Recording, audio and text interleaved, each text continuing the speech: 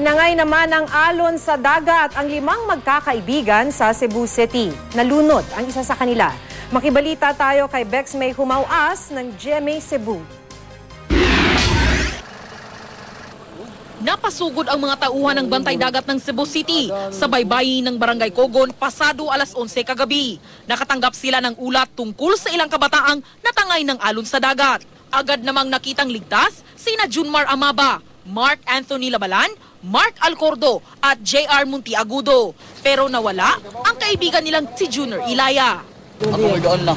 Nagsunod siya na ako. Nibalik man siya.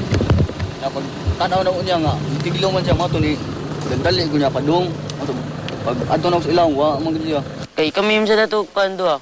Malumos dato mo to ni tawag tong sa mo nga.